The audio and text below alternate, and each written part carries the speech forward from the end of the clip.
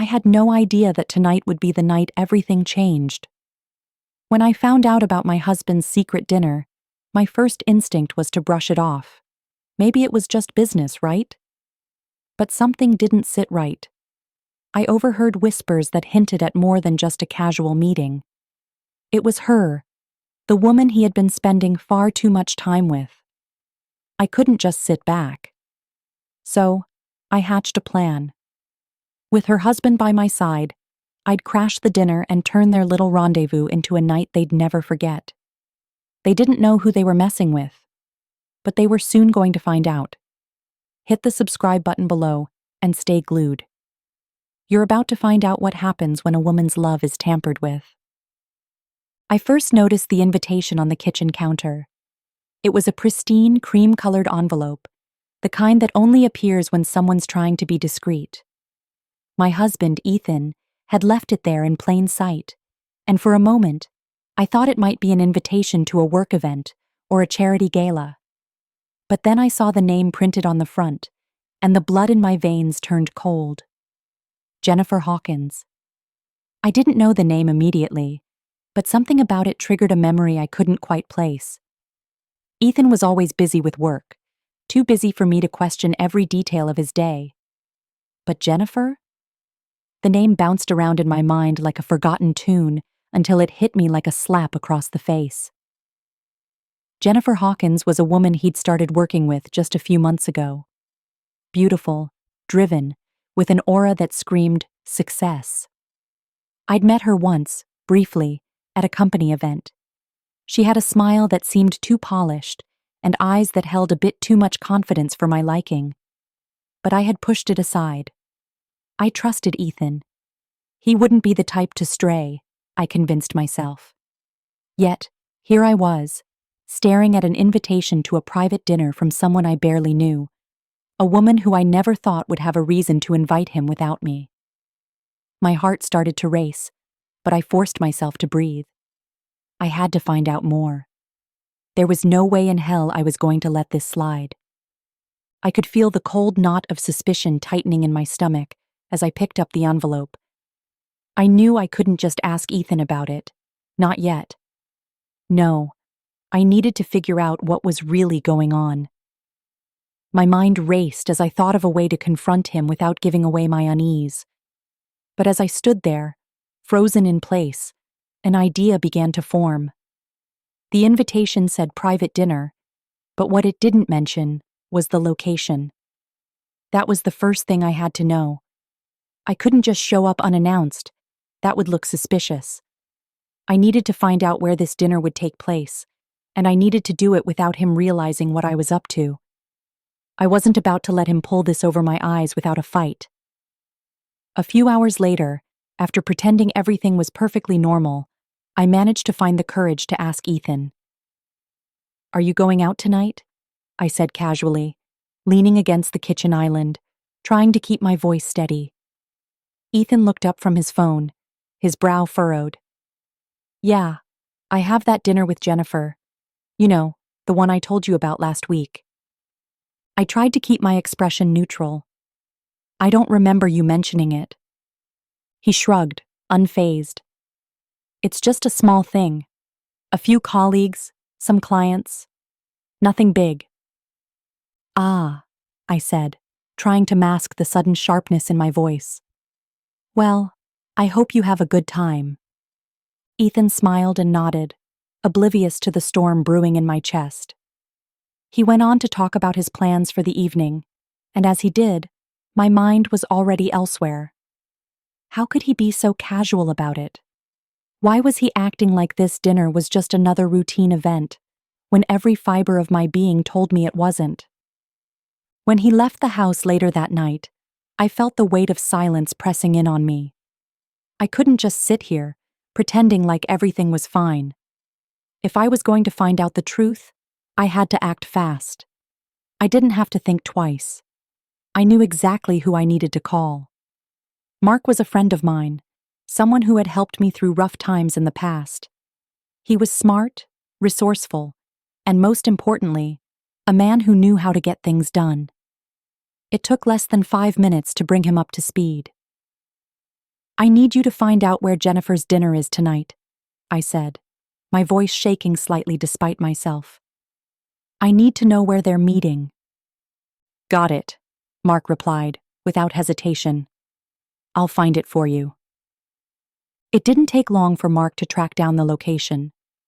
The dinner was being held at an upscale restaurant downtown, one that I knew Ethan was fond of, but one I had never been invited to with him. Of course. I couldn't shake the feeling that this wasn't just a business dinner. Jennifer didn't strike me as the type to mix work with pleasure, but the fact that Ethan hadn't mentioned me, and the way his tone had been so indifferent, made it clear this wasn't just about networking. I looked at the clock. Ethan wouldn't be there for another hour.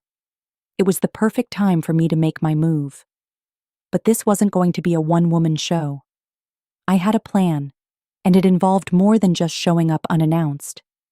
If Ethan thought he could do this to me without consequences, then he was about to get a harsh wake-up call. I grabbed my phone and sent Mark a text. I need you to come with me. It wasn't long before Mark arrived at my place, wearing a calm expression, but I could tell he was ready for whatever came next. You sure about this? He asked, his voice steady. Absolutely, I replied, my voice firm. They think they're in control. They think they've got everything figured out, but they don't know who they're messing with. Mark nodded, his gaze flickering toward the door. Let's show them. I didn't need to say anything more. We both knew what we had to do. We parked a few blocks away from the restaurant, just far enough to avoid being noticed, but close enough to slip in without drawing attention. The soft glow of the streetlights illuminated the sidewalk as we walked toward the entrance. My heart was racing, but my steps were steady. This was it. There was no turning back now. As we neared the restaurant, I caught sight of the valet standing near the entrance, his eyes scanning the cars that pulled up one by one. Ethan's car hadn't arrived yet, but I knew he'd be here soon. He wouldn't suspect a thing until it was too late. I could already imagine the look on his face when he saw me walk in, standing tall and confident beside Mark. He would have no idea what hit him. Mark leaned in slightly, his voice low. You sure you're ready for this? I took a deep breath, my nerves starting to settle. Ready as I'll ever be. We walked through the dimly lit restaurant, passing tables adorned with white linen and soft candlelight. Everything about the place screamed sophistication, but I wasn't here for the ambiance. I was here for Ethan and Jennifer, and to show them both that they had underestimated me. We rounded a corner, and there they were, Ethan and Jennifer, seated at a corner table, their heads leaning in toward each other, speaking in low tones that only made their closeness more apparent. My heart clenched at the sight of them together, but I pushed the feeling aside. This wasn't about hurt. This was about power, control. It was time for them to understand that I wasn't the woman they thought I was. Mark stopped behind me, a steady presence as I squared my shoulders and walked toward their table. The moment they saw me, their faces froze. Ethan's eyes widened in shock, and Jennifer's lips parted in surprise. For a split second, I relished the look of pure shock on their faces. They hadn't seen this coming. They hadn't expected me to fight back. I stood there, silent for a beat, letting the weight of the moment sink in. Well, I said, my voice smooth as velvet but laced with a biting edge. This is a surprise. Ethan stood up, fumbling for his words. What? What are you doing here? His voice was tight, strained. He clearly hadn't expected me to show up like this, and that gave me the power I needed. I think the real question is, I continued, cutting him off. What exactly are you doing here? Having a private dinner with someone I don't even know? Jennifer, ever the composed one, finally found her voice. This is a business dinner, she said, her tone more defensive than she intended. She flashed me a smile, one that seemed rehearsed and fake. We didn't expect you to. Didn't expect me to what? I interrupted, my gaze narrowing. Show up? Well, here I am. But I suppose I shouldn't be surprised, should I? Ethan, you've always been good at hiding things from me. But I guess Jennifer here doesn't mind being the other woman. Jennifer's smile faltered, but she recovered quickly. This isn't. No, it isn't, I said, stepping forward, my heels clicking sharply on the floor. It's not what you thought it was going to be. See, here's the thing, Ethan. You thought you could sneak around behind my back. You thought I wouldn't find out. But I did find out, didn't I? And now?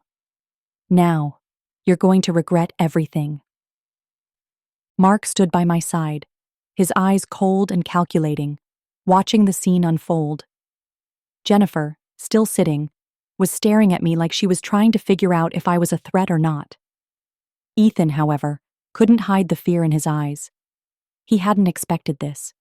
He hadn't expected me to walk in and take control of the situation. Sit down, I said, my voice firm. We're not done here. Ethan hesitated but obeyed, sliding back into his chair. Jennifer did the same, though I could see the tension in her posture, the way she sat a little straighter, like she was preparing for something else. What she didn't realize was that the dinner wasn't the only thing that was about to be served tonight. I'm here to set the record straight, I continued, addressing them both. You've made a lot of assumptions about me, about us. But let's make one thing clear. I'm not the fool you think I am. And tonight, you're going to understand why. Ethan's hand trembled slightly as he reached for his wine glass, his eyes flicking nervously from me to Jennifer. I could see his mind racing, scrambling for an explanation, but no words came. The silence stretched between us, thick and suffocating. I could almost hear his heart pounding. He was lost for words, and that was exactly how I wanted him. I let the tension hang in the air, refusing to break it first.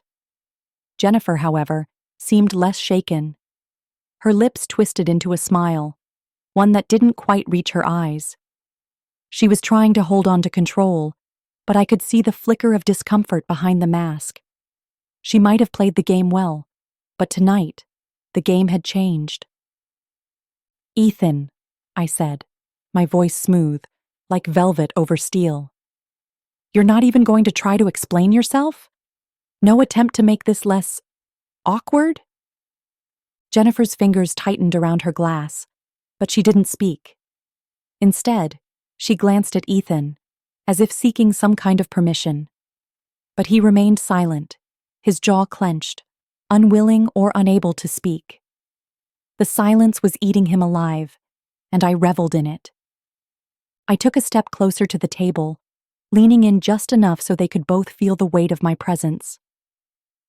You know, I've been thinking about this dinner all day. What would be the right way to confront you both? To ask the questions I needed to ask. But then I realized. I paused, letting the words linger like poison in the air. You've already answered every question. Every little thing I've wondered about, you've already answered with your actions. Ethan's eyes shifted, and I could see the guilt eating at him. He was getting restless now, fidgeting in his seat, his fingers tapping against the rim of his glass. I had seen this side of him before, when he knew he was caught, but didn't have the courage to face it head on. Jennifer cleared her throat, breaking the silence. Look, this is ridiculous. There's been some kind of misunderstanding. Oh, I'm sure there's a misunderstanding. I cut her off, my tone icy. Because this doesn't look at all like a betrayal, does it? A private dinner, just the two of you, with no mention of me? No mention of our life together, Ethan? How much of what you've shared with her was really ours? I'd love to know that. Jennifer finally stood, her heels clicking sharply against the floor. Rachel, please, you're making a scene. This doesn't have to be like this. We didn't mean to hurt you. Oh, don't talk to me like I'm some fool, I snapped. You think I'm here to make peace with this? To forgive you both? Number this ends tonight. I turned back to Ethan, who was still silent, his eyes filled with guilt and regret. But it was too late for apologies. Too late for words. You wanted to keep this a secret. You thought you could just erase me from the picture. But I'm here, Ethan. I'm here, and I'm going to make sure you remember who I am. The finality of my words seemed to hit him harder than anything else I'd said. He flinched, as if he was finally realizing just how much he had underestimated me, how much he had taken me for granted. Mark's voice cut through the tension, calm and steady. I think it's time we all take a step back, don't you think? I didn't look at him. I didn't need to. I knew he was right. Ethan and Jennifer had made their move. Now, it was my turn. And I wasn't going to let them get away with it. Not now. Not ever. I could feel Mark's presence next to me, a silent strength, his steady gaze a reminder that I wasn't in this alone. He had been my friend for years, a constant in a life that had been full of ups and downs.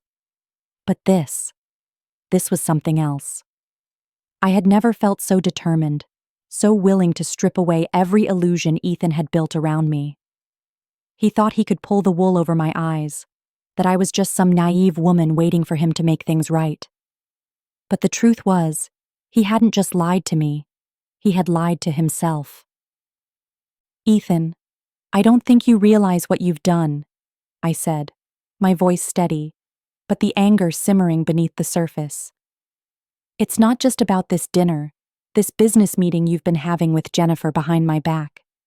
It's about the years of lies you've fed me, the secrets you thought I wouldn't uncover.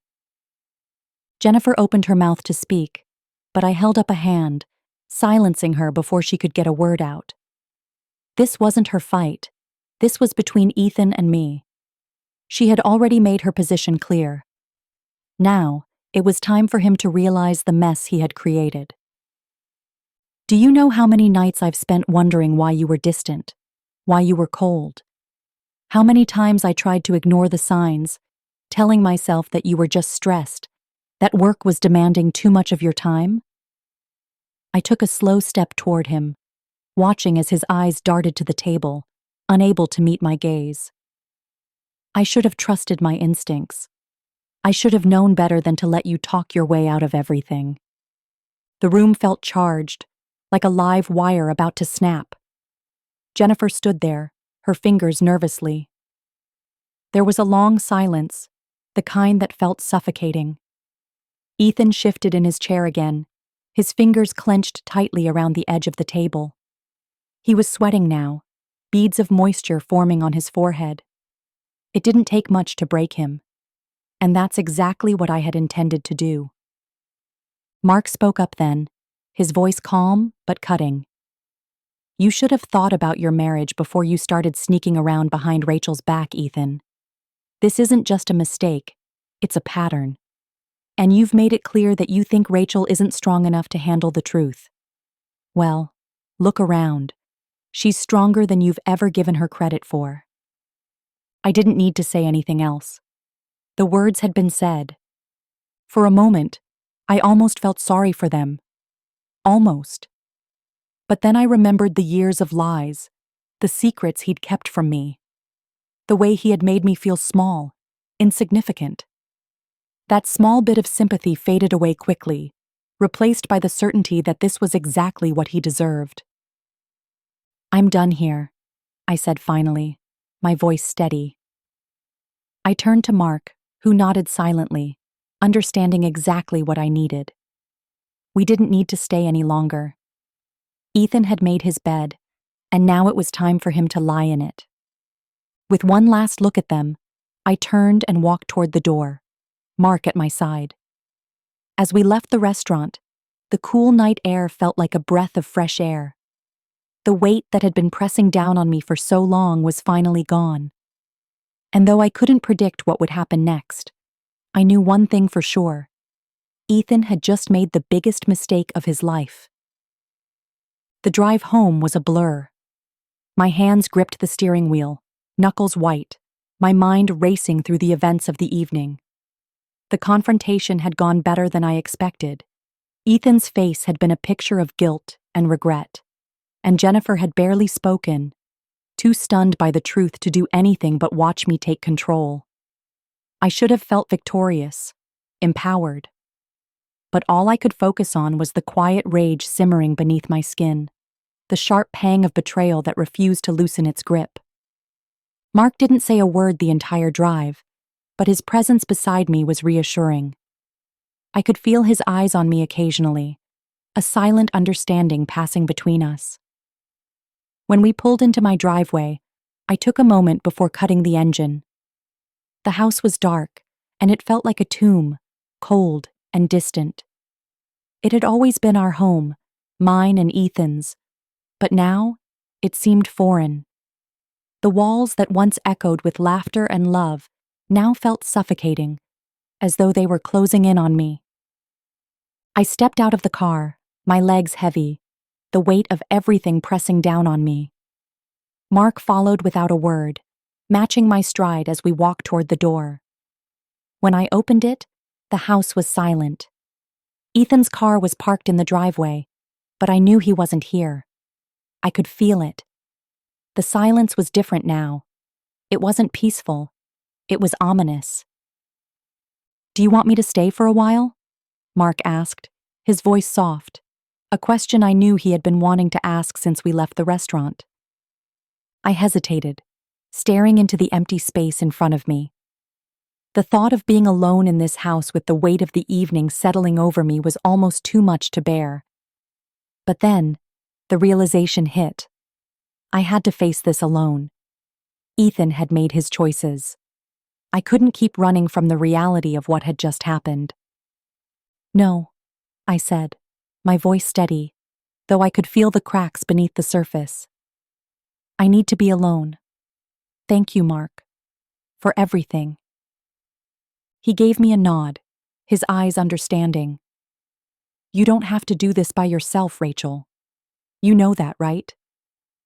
I forced a small smile, trying to push back the tears that threatened to fall. "I know, but I've spent too many years letting other people control my life. I need to take control now. For me." Mark's lips pressed into a thin line as he gave me one last look before heading back to his car. I watched him drive off, the sound of the engine fading into the night, and then I stepped inside, shutting the door behind me. The house was too quiet, too still. I made my way through the dark hallways, stopping at the living room. The furniture was exactly as it had been when Ethan and I first moved in together. The same pictures hung on the walls, the same rug stretched across the floor. It all felt so far away now, like another lifetime. I sank onto the couch, pulling my knees up to my chest, trying to breathe. The anger was still there, simmering just beneath the surface, but now it was joined by something else. Something heavier.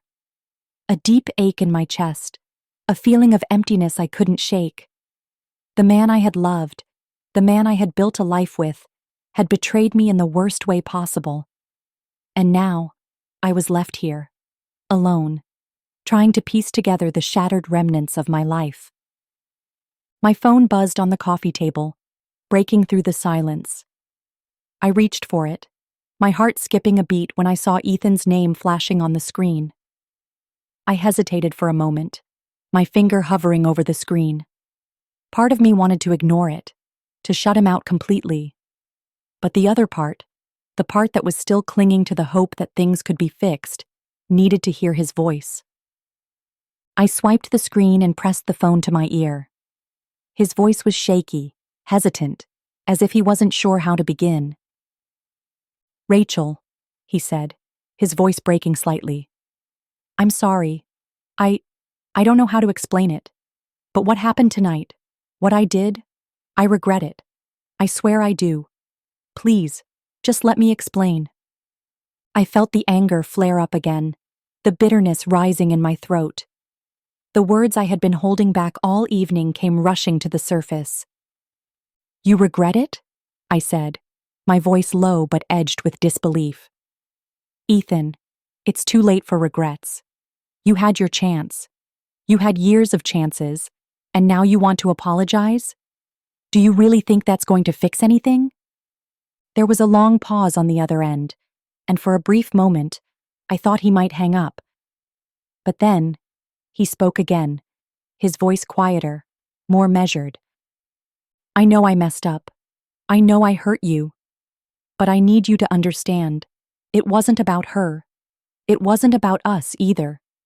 I've been... No, I cut him off, shaking my head even though he couldn't see me.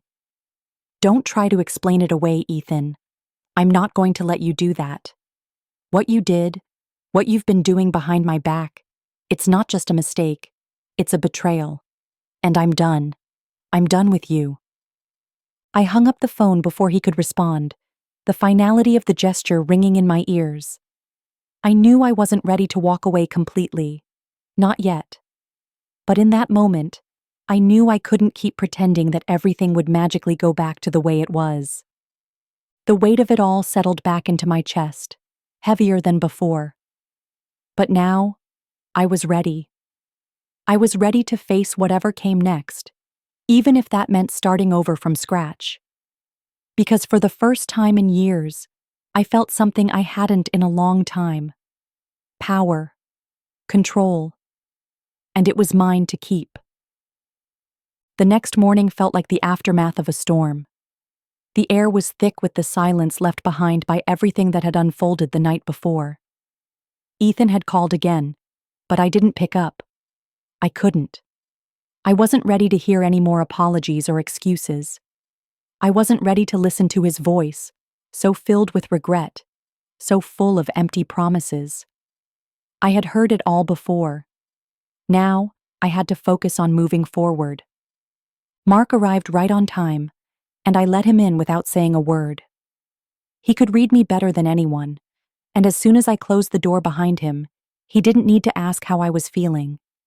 He could see it in my eyes, the way my shoulders were hunched, the way I barely held myself together. I take it the calls didn't go well? He asked, his voice quiet, almost as if he was afraid to disturb the fragile peace in the room. I shook my head.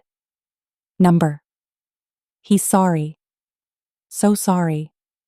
But I can't forgive him for this. I don't even know if I want to forgive him. Mark's gaze softened, and he sat down next to me on the couch. You don't have to forgive him, Rachel. Not now. Not when you're still processing everything. I just feel lost, I admitted, my voice trembling. I feel like I don't know who I am anymore. Who we were. He nodded slowly, his expression thoughtful. You're going through a loss. A huge one. And it's okay to feel like everything's up in the air right now. But that doesn't mean you have to figure it all out today. Just take it one step at a time. I keep wondering if I missed something, I said, voice breaking. Did I ignore the signs? Was there something I could have done differently? No, Mark said firmly, his hand on my shoulder grounding me. This is his fault, not yours. He's the one who chose to betray you. Don't let him make you doubt yourself. I didn't know how to respond to that. The truth was, part of me did wonder if I had missed something. Had I been so caught up in the idea of who we were that I ignored the cracks forming beneath the surface? The whispers in the back of my mind? Mark let the silence stretch for a moment before he spoke again.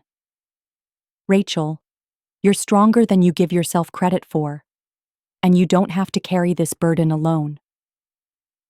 I turned to look at him, gratitude swelling in my chest. I know you're right, I said softly. But it's hard. It's hard to let go of everything we built. He smiled faintly, the same comforting smile he always wore when he knew I needed it most. It's supposed to be hard. But that's why you have people who care about you. You don't have to figure it all out right now. Just take it one day at a time. I nodded, feeling the weight of his words sink in. Maybe I wasn't ready to make big decisions yet. Maybe I wasn't ready to leave Ethan for good, but I was starting to see that I had to want more for myself. I had to find my own strength in this mess, because the truth was, no one else could fix this for me. "Thank you, Mark," I said, my voice thick. "I don't know what I would do without you." "You don't have to," he said quietly, his eyes meeting mine. "I'm not going anywhere, and neither are you." I smiled faintly, feeling a small, tentative sense of peace settle over me. It wasn't much, but it was a start. One step at a time, I told myself. One step at a time. And that was all I could do for now. The days that followed felt like I was moving through a fog, each one blurring into the next. Ethan didn't stop calling, didn't stop texting, but every time I saw his name, my stomach twisted, and my resolve grew harder. There was a part of me that wanted to pick up the phone, to hear his voice one more time, and let him explain himself. But I knew better. I couldn't go back to the way things were. Not now. Not after what I had learned. I spent the next few days in a haze of emotional exhaustion, barely able to look at the house, let alone face Ethan. I knew that he would show up eventually, that he would come to beg for my forgiveness. But I wasn't sure if I could even want to forgive him. The trust we had built for years had crumbled in an instant, and that wasn't something that could be easily repaired. It was a Saturday morning when the knock on the door finally came. I wasn't surprised to see Ethan standing there, his face drawn, his eyes tired and filled with regret. He was holding a bouquet of lilies, his hands trembling slightly as he shifted from one foot to the other, waiting for me to speak. "Rachel," he began, his voice soft and hoarse. "Can we talk?" I stood frozen at the door, my hand still resting on the handle. I wasn't sure what to say. What could I say? Part of me wanted to slam the door in his face, to end this chapter of my life right here, right now. But another part of me, one I didn't recognize, wanted to hear him out, to let him apologize, to try and understand why he had done what he did. "I don't know what you expect from me, Ethan," I said, my voice barely above a whisper. "You've broken something that can't be fixed with flowers or promises. Not this time." He flinched, his shoulders slumping under the weight of my words. "I know," he said quietly, his voice laced with guilt. "I know I can't undo what I've done, but I can be honest with you, and I need you to hear me out. Please." I wanted to tell him to leave, to go back to Jennifer, and never come near me again. But I couldn't make the words come out. I was paralyzed by the hurt, by the confusion, by the lingering remnants of the love I had once felt for him.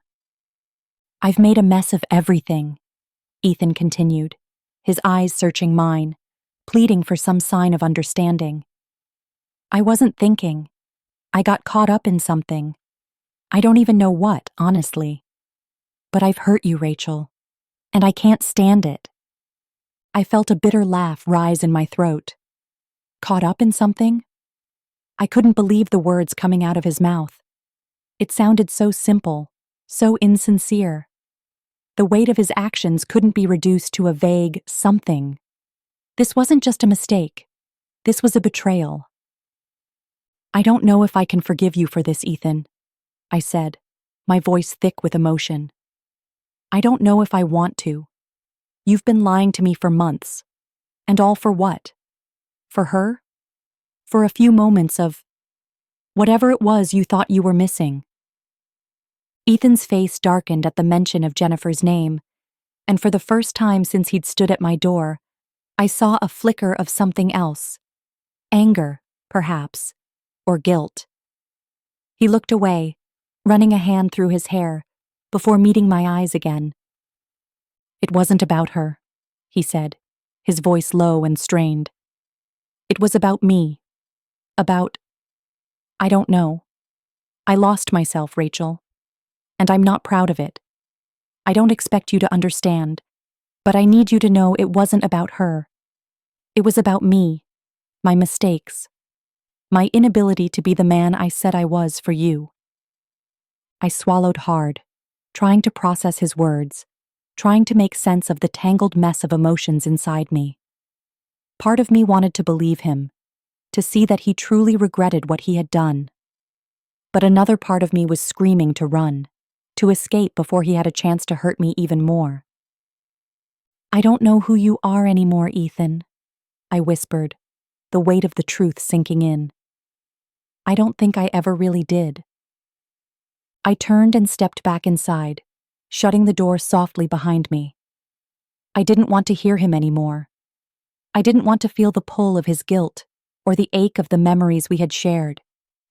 What we had was gone.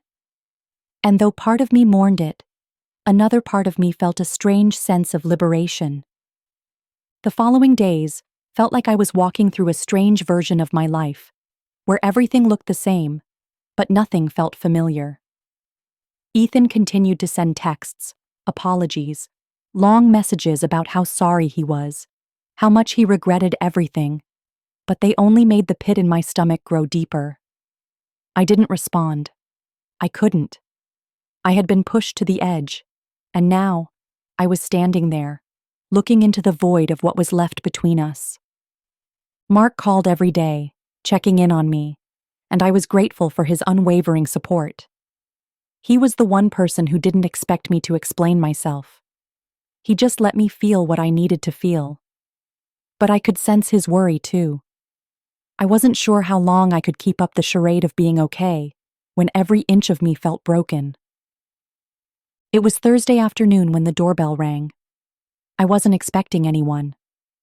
When I answered, I was surprised to see Catherine standing on the doorstep. She looked different from the woman I'd met months ago, less guarded, more vulnerable. There was something in her eyes, a flicker of concern, that made me pause before inviting her in. "Hi, Rachel," she said softly, glancing down at the floor before meeting my gaze. "I hope I'm not interrupting. I wanted to talk." "Of course," I said, stepping aside to let her in. "Come in. What's on your mind?" She hesitated before stepping inside, and I led her into the living room, the quiet space where so many conversations had been had, but never one like this. Catherine looked around the room, taking in the emptiness that seemed to linger in the air. I could feel her taking in the silence, sensing the absence of Ethan.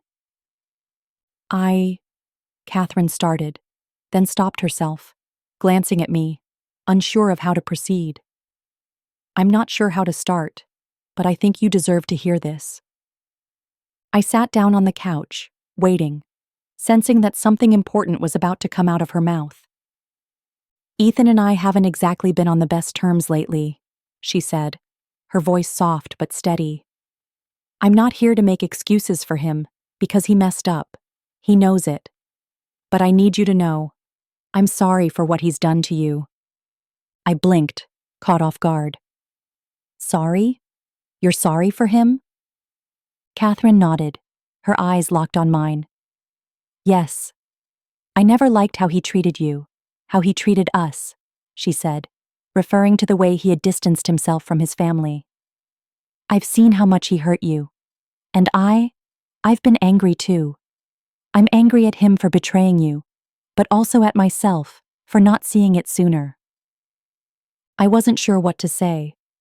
Catherine, Ethan's daughter, the one who had always seemed so aloof and detached, was standing here, apologizing for her father. It was hard to reconcile the woman before me with the cold, distant person I had once known. "I don't know what to do with all of this," I said, my voice cracking slightly. "I'm still angry, Catherine. I don't know if I can ever trust him again. I don't know if I even want to." She nodded, her gaze softening. "I understand. But you don't have to go through this alone. I know it's not the same, but I'm here for you. I want to make sure you know you're not the only one who's been hurt in all this. He's a stubborn man, and he's made a mess of everything. But he's my father, and I care about him. I just don't know how to fix it." The vulnerability in her voice surprised me. Catherine, who had always been so composed, so focused on keeping her distance, was showing something raw, something real. She wasn't here to take sides, but she was offering something I hadn't expected, a glimmer of understanding. "I don't want to be angry forever," I admitted, my chest tight as I spoke. "But it feels like every time I try to breathe, the weight of what he did just presses down harder." Catherine sat down beside me, her expression sincere. "I get it. I really do. But you're stronger than you think. You don't have to forgive him right now. But just know that you're not alone. And you don't have to make any decisions today, or even tomorrow." The words hung in the air between us, simple yet powerful. She wasn't offering me an easy fix, a quick solution. She was offering me a moment of clarity in the midst of everything. It wasn't a promise that everything would be okay, but it was the first time in days that I felt like I wasn't completely on my own. "I don't know what comes next," I said quietly, "but I think I need time." Catherine nodded, giving me a small, understanding smile. "You take all the time you need." As she left, I stood by the door, watching her retreating figure, feeling a small shift inside me. Ethan's betrayal had shaken me to my core, but Catherine's words, her willingness to see beyond the surface of everything, had given me a sense of hope I hadn't felt in days. For the first time in a long while, I didn't feel so alone in this. Maybe I couldn't fix everything right away. Maybe I didn't have all the answers. But I had my own strength to lean on, and for the first time, I was ready to trust in it.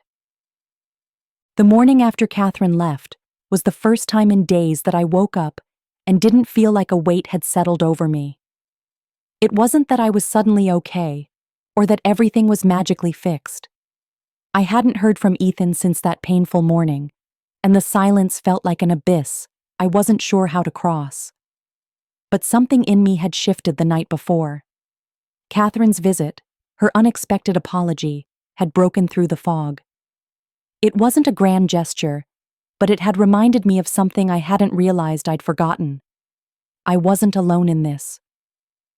I stood by the window, watching the sun rise over the quiet street. The world outside felt unchanged, untouched by the chaos that had consumed my life. For a moment, I allowed myself to feel that stillness, to breathe in the calm that was so desperately needed. It wasn't peace, not yet, but it was a start.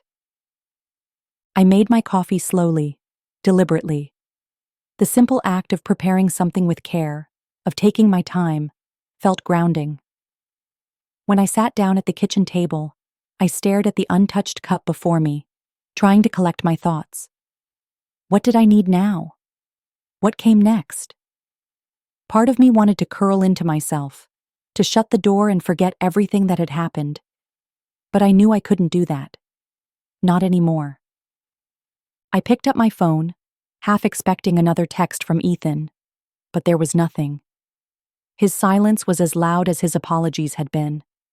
But as much as I longed to know where we stood, I realized I wasn't ready to make that call. I needed to let go of the idea that I could fix everything, that I could put us back together just by waiting for him to apologize enough. This was my life now, and I had to take control. The doorbell rang just as I was finishing my coffee, and for a second, I froze. I wasn't ready for any more confrontation. But when I opened the door, I wasn't expecting to see Ethan standing there. It was his voice, though, that stopped me in my tracks. It was different this time. His usual confidence had crumbled into something raw, something real. I had seen him like this once before, years ago, when we first met. Vulnerable, apologetic. But now, it wasn't enough. "Rachel," Ethan began, his voice softer than I had ever heard it. "I know you probably don't want to see me, but I need to explain. I took a step back, the door still partially open. I wanted to shut him out, but part of me couldn't. Not yet.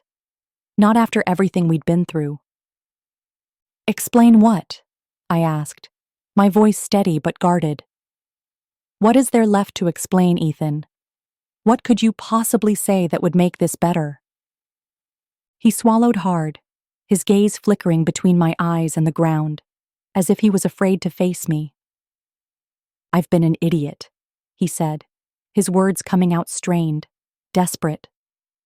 I know I don't deserve your forgiveness, but I want you to know I never meant for any of this to happen. I've hurt you, and I'll regret it for the rest of my life. I closed my eyes, the ache in my chest resurfacing. I had heard these words before, over and over, but they never meant anything. They were just words, empty and hollow. What I needed wasn't his regret. It was his actions, his willingness to make things right. But even then, I wasn't sure I could ever trust him again. Ethan, I said, shaking my head, trying to keep my emotions in check. It's too late for this.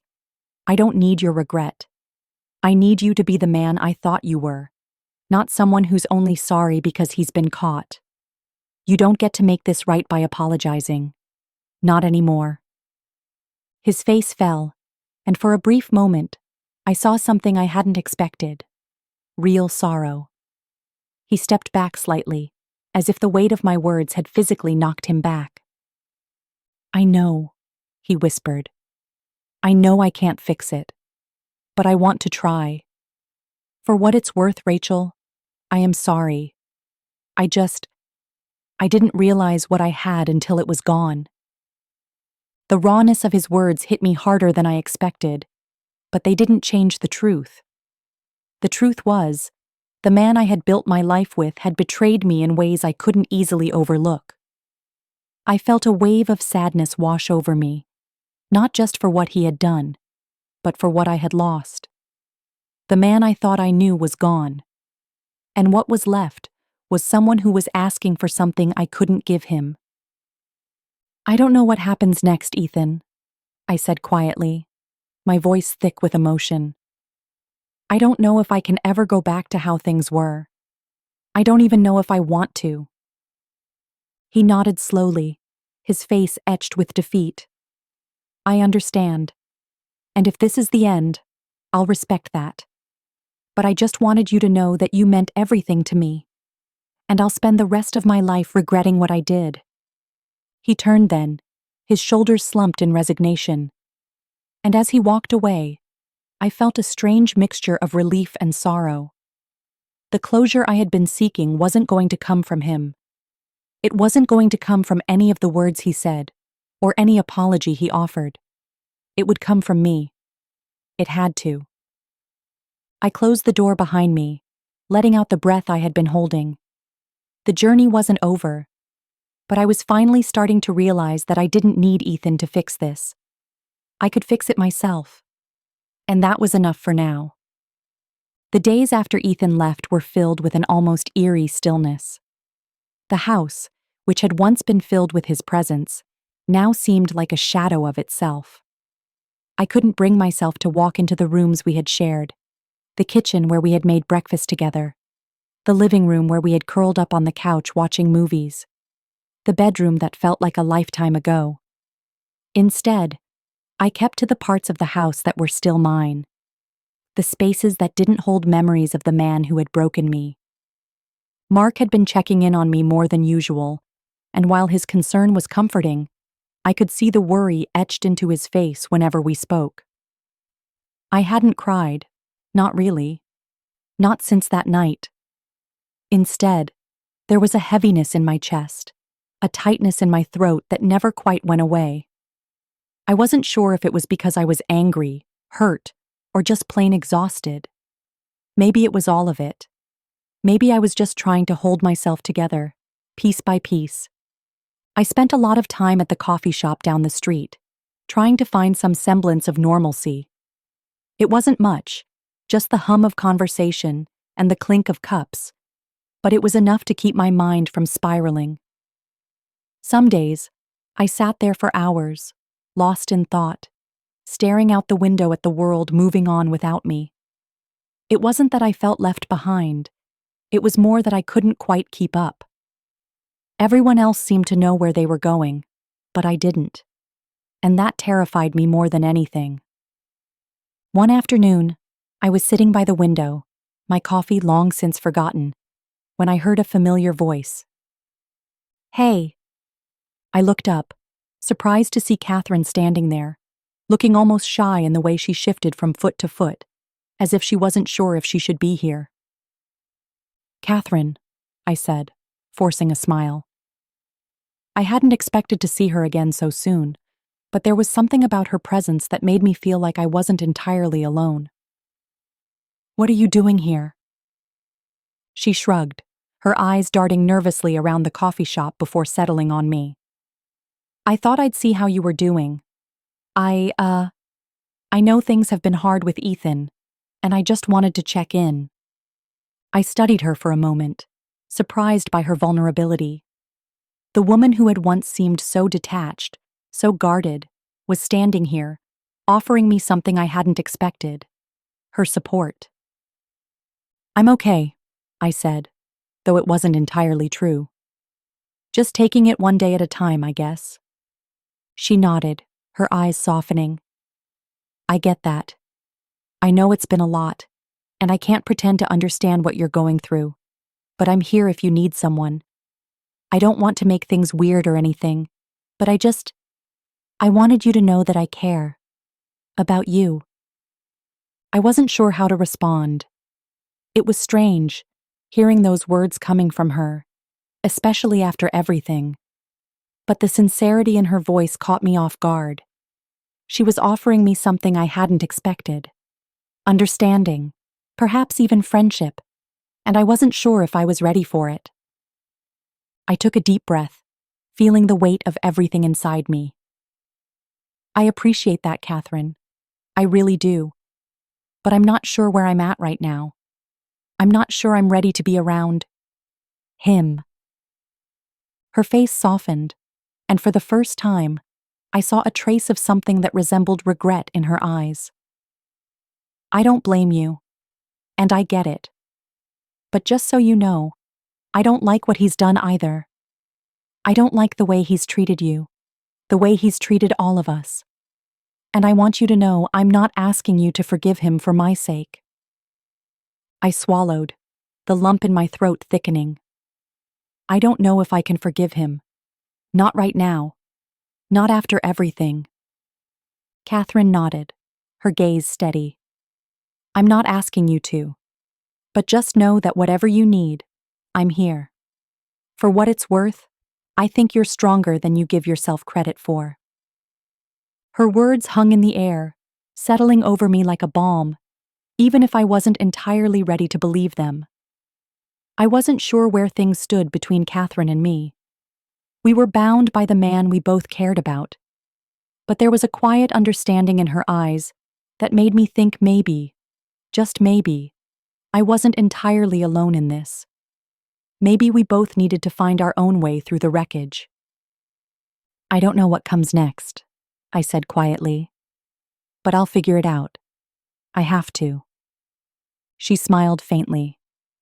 "That's the spirit, and you don't have to figure it out alone." As Catherine left, I sat back in my chair, the quiet of the coffee shop enveloping me once more. I wasn't sure what would come next. I wasn't sure where I was headed. But for the first time in a long time, I felt like I might just make it through this, one step at a time. The next few days passed in a haze of indecision. The house, still eerily quiet without Ethan, seemed to stretch out in front of me like a maze I couldn't navigate. There were moments when I would sit on the couch, staring at the empty space where he used to be, and feel a longing I couldn't shake. But then I would remember the hurt, the betrayal, and that longing would evaporate, replaced by something far colder. I had spent years building a life with him, and now it was gone. There was no going back, no fixing it. But I didn't know what came next. I spent a lot of time at the coffee shop again, trying to find solace in the hum of conversations and the scent of roasted beans. It was easier to be surrounded by strangers, to focus on something, anything, other than the mess my life had become. But the truth was, nothing could drown out the feeling that I was standing on the edge of something. What that something was, I wasn't sure. But I knew it was time for a change. Time for me to step into a version of myself I hadn't known existed. I just didn't know how to get there. On the fourth day, I received a message from Mark. "Can we talk?" My heart skipped a beat. I hadn't heard from him much in the last few days. I wasn't sure if he was giving me space, or if he was simply letting me handle things in my own way. But something in his message made me wonder if there was something he wasn't telling me. I didn't have to think twice. "Come over whenever you're free," I replied, my fingers trembling slightly as I hit send. I needed to hear his voice, needed to know that there was someone who could still see me for who I was, not just for the broken version I felt like I was becoming. He arrived around 7 that evening, his presence steady and grounding. He sat down beside me without a word, as if waiting for me to speak first. There was a silence between us, comfortable but heavy, the kind of silence that's full of unsaid things. "Mark, what's going on?" I finally asked, my voice barely above a whisper. "I feel like there's something you're not telling me." He sighed, running a hand through his hair. "I think I've been giving you a lot of space lately, but I'm worried about you. You're carrying too much alone, and I don't want to see you drown in it." I felt my chest tighten at his words, the weight of everything pressing down on me again. "I don't know what you mean," I said, trying to keep my voice steady. "I'm fine. I just need time to process all of this." "I get that," Mark said gently. "But this isn't just about time, Rachel. It's about what you do with that time. You can't keep locking yourself away. You can't keep pretending like it's just a matter of waiting for everything to go back to normal. It won't. Not unless you make it." His words hit me harder than I expected. He was right. I had been sitting in this house, hoping for a miracle, hoping that somehow Ethan would come back and everything would be okay again. But it wasn't going to happen. No matter how much I wished it, I had to face the reality of what had happened. And more than that, I had to face the reality of who I was without Ethan, without the life I had thought we were building together. "I don't know who I am anymore," I said, the words slipping out before I could stop them. "I've spent so much time defining myself by him, by us. Now that it's over, I don't know what's left." Mark looked at me with a sadness in his eyes, something I hadn't expected. "You're still you, Rachel. You're still everything you were before Ethan. You just forgot that for a while." I shook my head, feeling the sting of tears in my eyes. "I don't know if I can find my way back to that person. I don't know how to do this without him." "You don't have to do it alone," Mark said quietly. "You don't have to figure it out by yourself. You have people who care about you. People who want to see you thrive, not just survive." I looked at him then, really looked at him, and for the first time in days, I saw the depth of his concern, the quiet love he had for me that had never wavered. He had been there for me in ways that Ethan never had, in ways I hadn't even realized I needed. "I'm scared," I admitted, my voice small. "I'm scared of what happens next. I'm scared of becoming something I don't recognize." Mark smiled faintly, the warmth in his eyes easing some of the tension in my chest. "You're not becoming anything you don't already have inside you. You're just finding the parts of yourself that were always there, buried beneath the weight of someone else's mistakes." The truth of his words hit me with a force I wasn't ready for. I wasn't just losing Ethan. I was losing the version of me that had existed with him. But that didn't mean I had to lose myself completely. Maybe, just maybe, it was time to find the version of me that had been waiting in the wings, waiting for me to realize I was enough. I took a deep breath, feeling the weight on my chest lift slightly. It wasn't much, but it was a start. I wasn't sure where the road ahead would lead, but for the first time in a long while, I felt like I might just be able to walk it. It had been a week since Mark's visit, and though the weight of everything hadn't exactly lifted, something in me had shifted. I had spent the last few days trying to make peace with the pieces of my life that no longer fit together, trying to figure out what came next. The silence between Ethan and me had become unbearable. But it wasn't just the silence that haunted me. It was the quiet realization that I couldn't keep living in the shadow of a man who had betrayed me. The house, which had once been filled with his presence, felt hollow now. I didn't know how to fill it again, but I was starting to realize that it wasn't just the space in my home that needed to be filled. It was the emptiness inside me, the part of me that had spent so many years wrapped up in us, that needed to heal. I didn't know how to do it, but I knew I had to try. I woke up that morning with the soft, persistent feeling of hope, a kind of quiet resolve that I hadn't felt in months. Maybe it was because I had stopped waiting for Ethan to fix things. Maybe it was because I was starting to accept that fixing things wasn't his responsibility anymore. It was mine. I went through my morning routine, making coffee, glancing through the newspaper, but it felt different this time. Each movement was deliberate, as though I was reclaiming something I had lost. I wasn't just passing time anymore. I was preparing for the next chapter, even if I wasn't sure what that would look like. At the coffee shop later that afternoon, I sat by the window, watching people move through their lives, so effortlessly in control of their own destinies. I had always envied that. But today, there was something in me that felt a little less lost, a little more certain of the steps I needed to take. I didn't need to be perfect. I didn't need to have it all figured out. I just needed to start moving forward, one step at a time.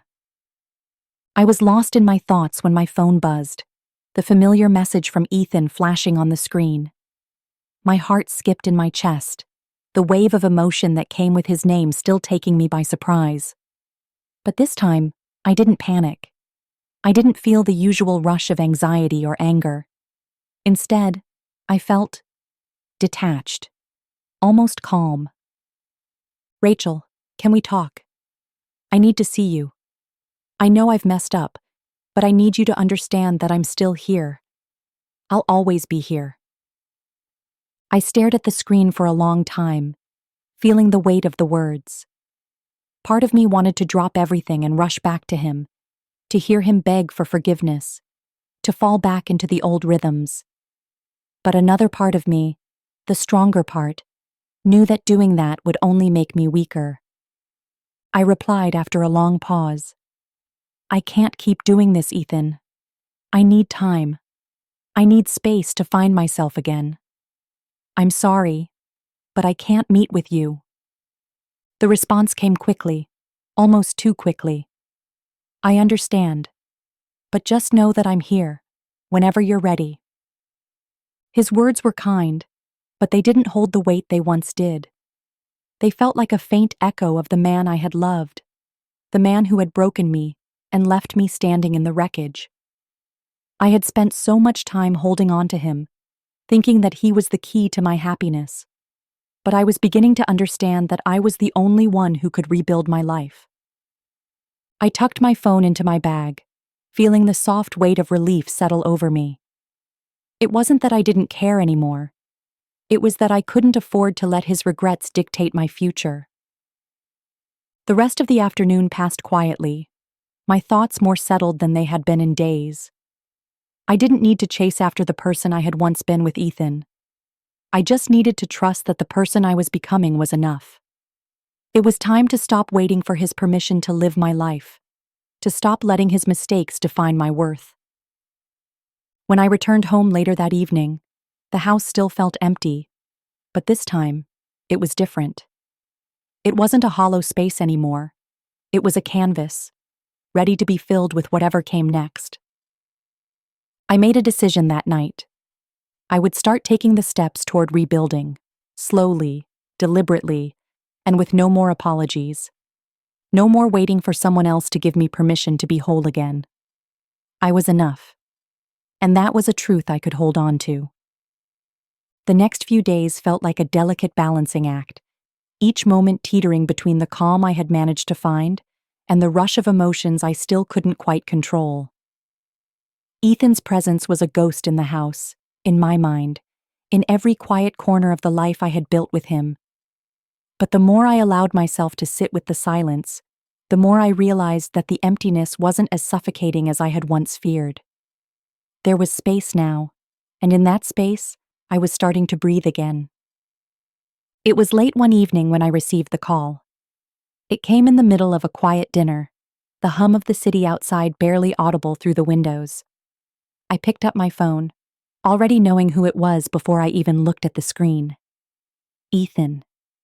His name was like a blade, sharp and familiar, and it took everything in me to press accept. "Rachel," he said, his voice hoarse, as though he hadn't been sleeping.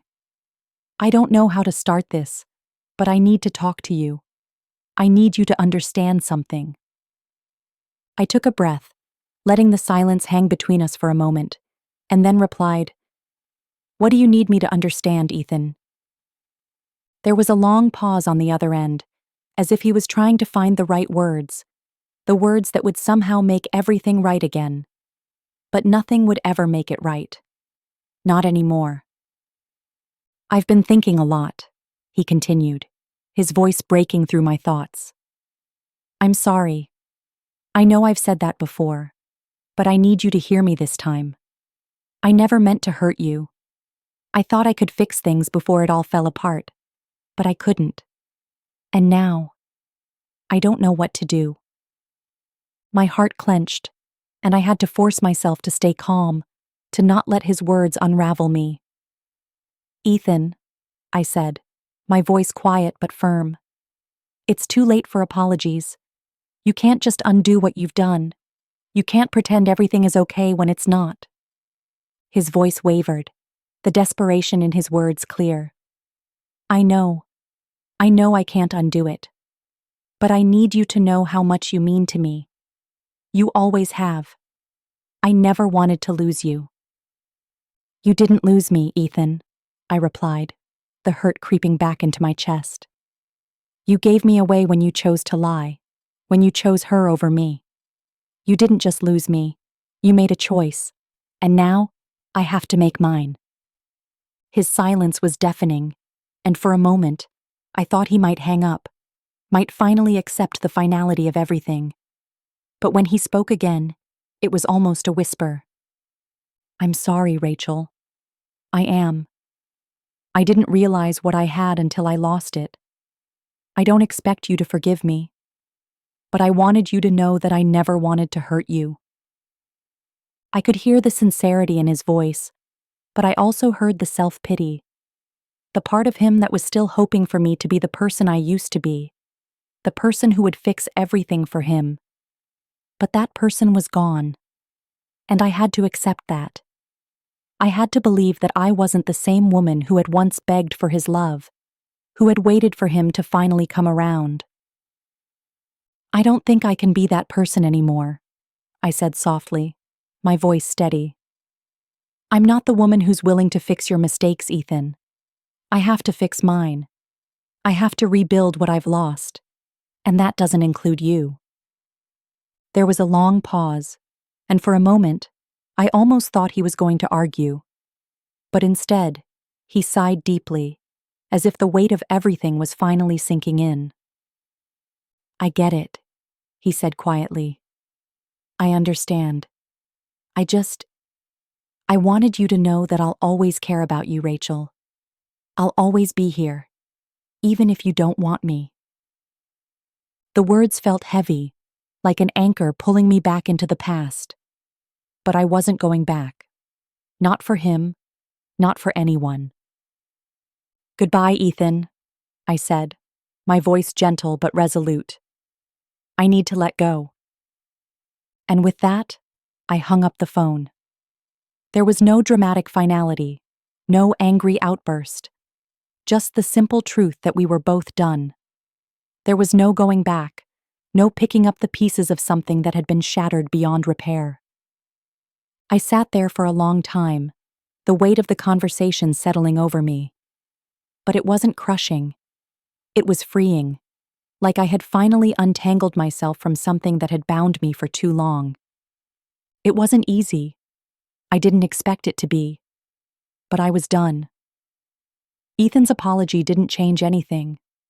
What mattered now was what I was going to do with my life. And for the first time in a long time, I felt like I was ready to take that first step. And just like that, everything had shifted. The woman who once clung to the hope of rebuilding a life that had crumbled was gone.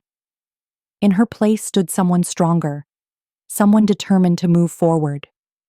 The road ahead would be anything but easy, and I knew there would be days of doubt, days when I'd question myself. But I also knew this: I wasn't broken anymore. I was becoming. And whatever came next, I would face it on my own terms, as the woman who had made the choices to be free. Thanks for spending time with this story. If it resonated with you, don't keep it to yourself. Someone else may need to hear it too. Watch another real-life journey by clicking on the left, and subscribe so you never miss what comes next.